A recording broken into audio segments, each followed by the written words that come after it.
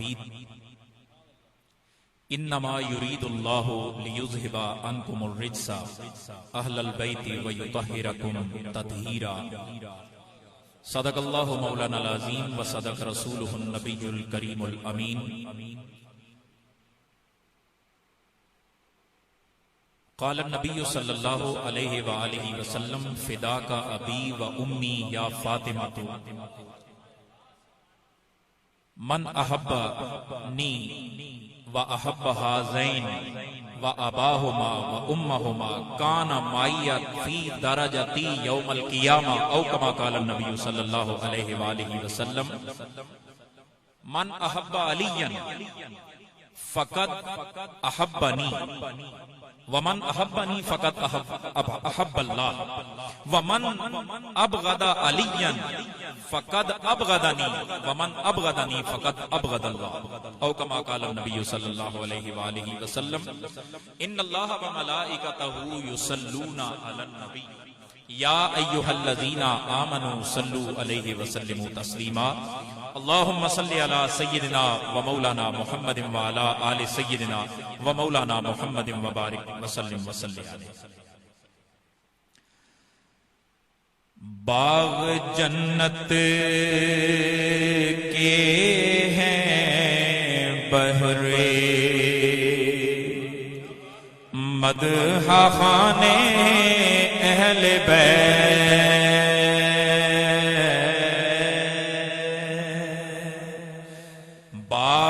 جنت باغ جنت بولتے ہیں. یہ ہے باغ جنت کے ہیں کن کے لیے؟ جو اہل بیت کے مدح خان ہیں. جو اہل بیت کے مدح خان ہیں ان کے لیے جنت کے باغ ہیں. باغ جنت کے ہیں بہرے مدح خانے اہل بیت تم کو مژدہ نار کا اے دشمنان اہل بیت تم کو مژدہ نار کا اے دشمنان اہل بیت کس زبان سے ہو بیان عز و شان اہل بیت کس زبان سے ہو بیان عز و شان اہل بیت مدح گوئے مصطفیٰ ہے مدح خانے اہل بیت. اے بلا کون مدح گوئے مصطفیٰ کون ہے؟ اللہ. اللہ میرے مصطفیٰ کی بیان کرتا ہے نا، مدح سرائی کرتا ہے، تو اللہ ہی اہل بیت کی بھی مدح بیان کر رہا ہے.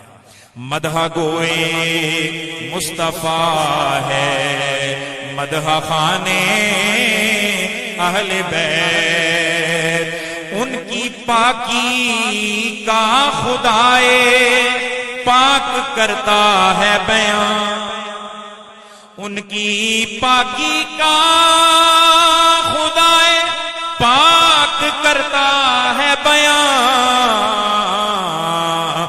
آیت تطہیر سے ظاہر ہے شان اہل بیت. اور میرے بھائی نے جو شعر پڑھا وہ بھی میں پڑھ دیتا ہوں کہ ان کے گھر میں بے اجازت جبرائیل آتے نہیں ان کے گھر میں بے اجازت جبرائیل آتے نہیں قدر والے جانتے ہیں قدر و شان اہل بیت قدر والے جانتے ہیں قدر والے جانتے ہیں قدر شان اہل بیت. حمد و صلات کے بعد اللہ رب العالمین کا لاکھ لاکھ شکر ہے جس نے ہم سب کو اپنا اور اپنے پیارے حبیب تاجدار مدینہ سرور قلب و سینہ جان کائنات وجہ تخلیق کائنات شان کائنات آقا و مولا جناب احمد مجتبی محمد مصطفیٰ صلی اللہ علیہ وآلہ وسلم کا ہم سب کو ذکر کرنے کی توفیق عطا فرمائی۔ دعا گو ہوں اس پوری ٹیم کے لیے کہ اللہ رب العالمین اس سلسلے کو ہمیشہ قائم و دائم رکھے اور تا قیامت رکھے۔ اور میں انتہائی شکر گزار ہوں پیر طریقت رہبر شریعت حضرت علامہ مولانا حافظ محمد غلام مرتضی شاکر صاحب خلیفہ مجاز آستانہ عالیہ موڑا شریف، اور یہ فیض ہے موڑا شریف کا کہ آج ہم آستانہ عالیہ اویسیہ پر یہاں پر موجود ہیں۔ اللہ رب العالمین آپ کے علم میں، آپ کے عمل میں، آپ کی دنیا و آخرت میں اور آپ کے اس سلسلے میں اور زیادہ برکتیں عطا فرمائے اور ہم سب کا مل بیٹھنا قبول و منظور فرمائے۔ سامعین عزیز وقار، شان اہل بیت کا موضوع جس پر مجھے گفتگو کرنے کا موقع مل رہا ہے، میں اپنی خوشبختی سمجھتا ہوں کہ میں یہ گفتگو اپنے والد گرامی کے سامنے، میری مراد خلیفہ مجاز آستانہ عالیہ کالو چک شریف خلیفہ غلام رسول نقشبندی صاحب مدد اللہ العالی، آپ کی موجودگی میں بھی یہ مجھے سعادت حاصل ہو رہی ہے، جنہوں نے ہماری گھٹی میں محبت اہل بیت ڈال دی، جنہوں نے ہماری فطرت میں اور ہماری طبیعت میں محبت اہل بیت ڈال دی ہے۔ اور میں آغاز اس بات سے کر رہا ہوں، ساری کائنات کی ساری مخلوقات میرے نبی کو یہ جملہ کہتی ہیں، فدا کا ابی و امی، اور قربان جاؤں اہل بیت کی شان سننے والوں، میرے نبی کس کے لیے یہ جملہ کہہ رہے ہیں؟ آئیں، راوی ہیں حضرت عمر فاروق اور راوی ہیں حضرت عبداللہ آپ کے بیٹے۔ حضرات ذی وقار، آپ کے سامنے بیان کرنا چاہتا ہوں، آپ نے دیکھا میرے نبی تشریف لائے اور آپ سیدہ کائنات کو فرماتے ہیں کہ ساری کائنات مجھے فدا کا ابی و امی کہتی ہے۔ اے فاطمہ، تیرے لیے میں یہ جملے کہہ رہا ہوں، فدا کا ابی و امی یا فاطمہ، فدا کا ابی و امی یا فاطمہ۔ اور پھر میں نے خطبے میں، اب یہ دیکھیں نا اہل بیت ہیں کون ہیں، میں کچھ اہل بیت کا ذکر کروں گا۔ اب اہل بیت وہ بھی ہیں جو چادر کے اندر ہیں، اور اہل بیت وہ بھی ہیں جو گھر کے اندر ہیں، اور اہل بیت وہ بھی ہیں جن سے میرے نبی نے رشتے قائم فرمائے۔ یہ ہمارا عقیدہ ہے۔ اور میں ساتھ ہی ساتھ یہ بھی بیان کرنا چاہتا ہوں کہ ہم تمام اہل بیت سے محبت کرنے والے ہیں، جو جس بھی زاویے سے اہل بیت بنتا ہے ہم اس سے محبت کرنے والے ہیں۔ مجھے حضور کو بات یاد آ رہی ہے، حضرت سلمان فارسی حضرت علی کے بڑے پیارے دوست ہیں، تو آپ کی دوستی پر میرے نبی ارشاد فرماتے ہیں، علی آپ بھی اہل بیت سے ہیں اور یہ سلمان یہ بھی اہل بیت سے۔ فرمایا یہ کیسے ہو سکتا ہے؟ فرمایا آپ کی دوستی کا لحاظ رکھتے ہوئے نبی صلی اللہ علیہ وآلہ وسلم نے حضرت سلمان کو بھی اپنی اہل بیت میں شامل کر لیا ہے۔ حضرات ذی وقار، میں نے خطبے میں آپ کے سامنے بیان کیا، اب دیکھیں کیسے میرے نبی فرما رہے ہیں ایک ایک کو چن کر۔ پہلے سیدہ کائنات کی شان میں فدا کا ابی و امی، اب امام علی مقام کی باری آتی ہے۔ ترمذی شریف کی حدیث مبارکہ، فرمایا من احبنی وَأَحَبَّ هَذَيْنِ وَأَبَاهُمَا وَأُمَّهُمَا كَانَ مَعِيَ فِي دَرَجَتِي يَوْمَ الْقِيَامَةِ۔ فرمایا قیامت کا دن ہوگا، جو مجھ سے محبت کرتا ہے اور ان دونوں سے محبت کرتا ہے۔ اس کے راوی کون ہیں؟ حضرت مولا علی شیر خدا۔ آپ فرماتے ہیں یوں سامنے امام حسن امام حسین آپ کے پاس موجود ہیں، حضرت علی دیکھ رہے ہیں، فرمایا جو ان دو سے محبت کرتا ہے، جو ان دو سے محبت کرتا ہے، جو ان دو سے محبت کرتا ہے، وہ اباہما، اور ان دونوں کے بابا سے محبت کرتا ہے، یعنی مولا علی شیر خدا، اور وہ امہما، ان دونوں کی والدہ محترمہ سے جو محبت رکھتا ہے، کانا مائیا، وہ میرے ساتھ ہوگا۔ کہاں ہوگا؟ فی درجتی، میرے درجے میں ہوگا قیامت والے دن۔ وہ کہاں ہوگا؟ وہ میرے درجے میں ہوگا. یہ ہے شان اہل بیت. یہ الفاظ کسی اور کے لیے نہیں آئے, یہ اہل بیت کے لیے آئے ہیں. حضرات ذی وقار آگے بڑھتے ہیں. حضرت مولا علی سیدہ کائنات امام علی مقام امام حسن و حسین, اور اب حضرت علی کے بارے میں کیا فرماتے ہیں. میرے نبی فرماتے ہیں من احبا علی, جو علی سے محبت رکھتا ہے وہ یہ سمجھے وہ مجھ سے محبت رکھتا ہے, اور ومن احبنی فقط احب اللہ, جو مجھ سے محبت رکھتا ہے وہ اللہ سے محبت رکھتا ہے. حضرات ذی وقار اور پھر آگے الارمنگ بات جو خبردار کیا وہ اس طرح کیا کہ جو ان سے بغض رکھے گا وہ یہ سمجھے وہ مجھ سے بغض رکھتا ہے, اور جو مجھ سے بغض رکھتا ہے وہ اللہ سے بغض رکھتا ہے. حضرات ذی وقار کثیر تعداد میں احادیث ہیں. ایک حدیث بیان کر کے میں یہ تمہیداً گفتگو کر رہا ہوں, پھر میں آگے بڑھوں گا, اپنی گفتگو کو آگے بڑھاؤں گا.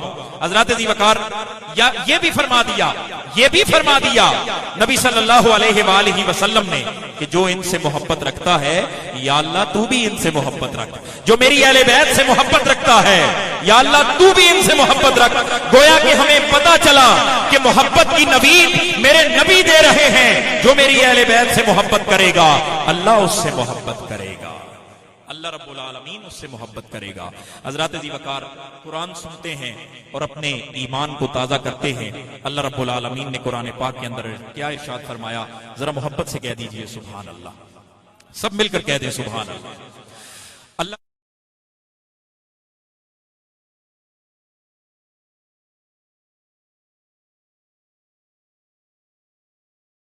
للمودۃ فی القربى.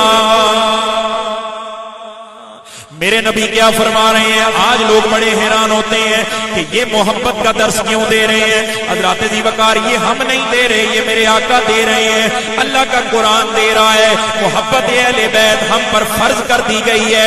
میں تو یہاں یہ کہنا چاہوں گا کہ اب قرآن کی آیت کا جو انکار کرے گا, قرآن کی آیت کا نافرمانی کرے گا, وہ کس چیز کا مرتکب ہوگا؟ وہ کفر کا مرتکب ہو جائے گا, وہ انکار کا مرتکب ہو جائے گا. اللہ فرما رہا ہے محبوب آپ ان سے کہہ دیں کہ آپ کو ساری کائنات ملی, ساری کائنات کی نعمتیں ملی, اللہ کے فضل کے ساتھ, اللہ کی رحمت کے ساتھ, نبی صلی اللہ علیہ وآلہ وسلم کے وسیلے کے ساتھ ساری کائنات کی نعمتیں ملی. جان ملی تو ان کے صدقے, یہ روح ملی تو ان کے صدقے, یہ پیار ملا تو ان کے صدقے, یہ بخشش ملی تو ان کے صدقے, یہ گناہوں کی پردہ پوشی ملی تو آپ کے صدقے. حضرات ذی وقار ساری کائنات کی نعمتیں آپ کی وجہ سے ملی ہیں, لیکن آپ نے کوئی سوال نہیں کیا مگر ایک بات کا آپ نے ہمیں کہا ہے. وہ کیا کہا ہے؟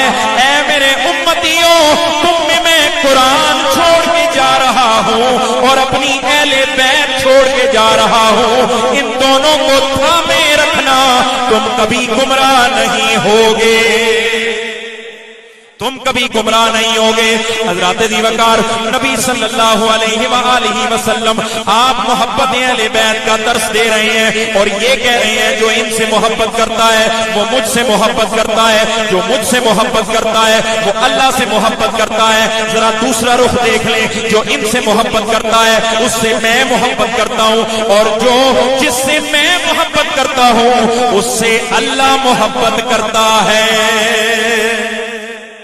اس سے کون محبت کرتا ہے؟ اس سے اللہ محبت کرتا ہے. اور شان اہل بیت آپ سن رہے ہیں.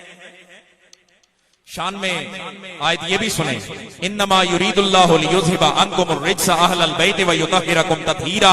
آیا تطہیر اگر اتری ہے تو اہل بیت کی شان میں اتری ہے, اور کسی کے حق میں یہ آیت نہیں اتری بلکہ یہ آیت نازل کر کے بتا دیا کہ یہ اہل بیت ہیں جن سے اللہ بھی محبت کرتا ہے, اللہ کا رسول بھی محبت کرتا ہے. حضرات ذی وقار شان اہل بیت پر میں بات عرض کرتا ہوں. واقعہ کربلا جب ہوا تو امام علی مقام کو جب شہید کر دیا گیا تو یزید نے نا اپنے فوجی بھیجے اور کہنے لگا کہ یہ جن کو تم بیڑیاں پہنا کر لا رہے ہو قیدیوں کو, جن میں امام زین العابدین بھی تھے, کہتا ہے کہ ان کے تیور کس طرح کے تھے, ان کی حالت یہ بتا رہی تھی کہ یہ ہار چکے ہیں. سپاہی کہنے لگے خدا کی قسم. ابھی دیکھیں یزید بات وقت سمجھ رہا ہے کہ شاید میں نے ان کو ہرا دیا ہے، لیکن آپ حیران ہوں گے، وہ فوجی اسے جا کر بتاتے ہیں، وہ سپہ سالار اسے جا کے بتاتے ہیں کہ ان کے چہروں سے کہیں بھی ایسا نہیں لگ رہا تھا کہ وہ ہار چکے ہیں، بلکہ ان کا چہرہ یہ نمایاں سامنے نظر آ رہا تھا، یہ ظاہر ہو رہا تھا کہ ہم ہار چکے ہیں اور مولا امام حسین جیت چکے ہیں. شہید ہو کر بھی وہ جیت گئے ہیں اور تم زندہ رہ کر بھی ہار گئے ہو. حضرات ذی وقار اسی ضمن میں عرصہ گزرا، امام زین العابدین ایک بنو امیہ کا بہت بڑا حکمران ہے، حشام بن عبد الملک. وہ آیا حج کرنے کے لیے تو حجر اسود کو چومنے لگے، قریب آیا تو چوم نہ سکا، لوگوں نے توجہ ہی نہیں کی کہ کون آیا ہے. بادشاہ جی حکمران آیا ہے، لوگوں نے توجہ ہی نہیں کی. ابھی تھوڑی دیر گزری تو اس کا درباری شاعر بھی ساتھ تھا، فرزدق وہ ساتھ تھا. اب کیا ہوا، جیسے امام زین العابدین تشریف لائے تو لوگوں نے رستہ دینا شروع کر دیا کہ امام زین العابدین آ رہے ہیں اور حجر اسود کو بوسہ دینا چاہتے ہیں. لوگوں نے رستہ دے دیا. اب پتہ کیا کہتا ہے، من ہاذا، یہ کون ہے؟ فرزدق ویسے تو اس کا درباری شاعر تھا، غیرت نے جوش مارا، کہنے لگا او بادشاہ تو ان کو نہیں جانتا، ارے ان کو تو بطحا کا ریزہ ریزہ اور کائنات کی ہر مخلوق ان کو جانتی ہے، ان کو جانتی ہے. یہ کون ہیں؟ یہ فاطمہ کے بیٹے ہیں، یہ علی کے شہزادے ہیں اور یہ نواسہ رسول ہیں. اس نے ادھر ہی بیٹھے بیٹھے قصیدہ لکھ دیا آپ کی بارگاہ میں اور کہنے لگا کہ اے بادشاہ تیرا ان کو نکرہ کرنا یہ کبھی معرفہ کو نکرہ نہیں کر سکتا. امام زین العابدین پہلے بھی معرفہ تھے، آج بھی معرفہ ہیں اور ہمیشہ معرفہ رہیں گے، ہمیشہ معرفہ رہیں گے. اور آخری بات میں عرض کرتا ہوں شان اہل بیت میں، قبیلہ بنو سلیم کا ایک بزرگ آخری عمر میں نبی صلی اللہ علیہ وآلہ وسلم کی بارگاہ میں آیا اور آ کر کہتا ہے کہ مجھے کلمہ پڑھو. نبی صلی اللہ علیہ وآلہ وسلم نے اسے کلمہ پڑھایا، مبادیات اسلام کے بارے میں اس کو بتایا، ارکان اسلام کے بارے میں اس کو سمجھایا، معاملات دین اس کو سمجھائے، اور آپ نے فرمایا اب کوئی ہے جو میرے اس غلام کی مدد کرے؟ تو سب سے پہلے حضرت سعد اٹھے اور آپ اٹھ کر کہتے ہیں میں آپ کے اس غلام کے لیے سواری کا انتظام کرتا ہوں، میں آپ کے اس غلام کے لیے سواری کا انتظام کرتا ہوں. پھر آپ نے فرمایا ہے کوئی جو اس کے لیے دستار کا بندوبست کرے؟ تو حضرت مولا علی شیر خدا اٹھے، آپ نے کہا میں اپنی دستار اس کے سر پہ باندھتا ہوں. میرے نبی مسکرائے، آپ نے فرمایا اب اس کے لیے مدد کا انتظام کرنا ہے، کھانے کا انتظام کرنا ہے. حضرت سلمان فارسی اٹھے اور آپ ان کو لے کر سیدہ کائنات کے دروازے پر چلے. اللہ اکبر، محبت سے ذرا کہہ دیجئے سبحان اللہ. میرے عزیز بزرگوں دوستو، حضرت سلمان فارسی رضی اللہ تعالیٰ عنہ آپ نے اس بابے کو ساتھ لیا، آپ ساتھ لے کر گئے سیدہ کائنات کے دروازے پر. جب آپ کے دروازے پر پہنچے سیدہ کائنات، آپ تشریف لائیں. حضرت سلمان فارسی عرض کرتے ہیں یا سیدہ یہ غلام آپ کے دروازے پر حاضر ہے، نبی صلی اللہ علیہ وآلہ وسلم نے بھیجا ہے، آپ اس کی کوئی ہیلپ فرما دیں، آپ اس کی کوئی مدد کر دیں، اس کے لیے کھانے کا بندوبست کر دیں. سیدہ کائنات کی آنکھوں میں آنسو آ گئے. آپ نے فرمایا 3 دن کا ہمارے گھر میں بھی فاقہ چل رہا ہے.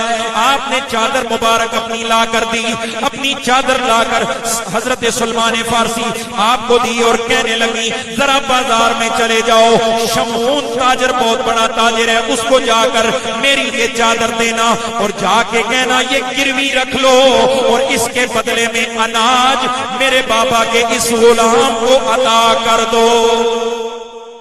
حضرت سلمان فارسی جب بازار میں پہنچے، شمعون کے پاس جب گئے، وہ یہودی ہے اور تورات کا پڑھنے والا ہے، جب سامنے گئے شمعون کہتا ہے کدھر سے آئے ہو؟ فرمایا اس محبوب کی بارگاہ سے آئے ہیں، ارے جس پر ساری کائنات درود و سلام پڑھتی ہے۔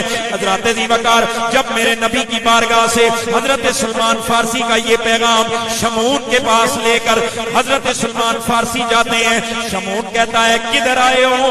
کہنے لگے یہ سیدہ کائنات کی چادر لے کر آیا ہوں، یہ چادر اپنے پاس رکھ لو، اس کے بدلے میں اناج دے دو۔ وہ دم بخود رہ گیا، خاموش ہو گیا اور رونا شروع کر دیا۔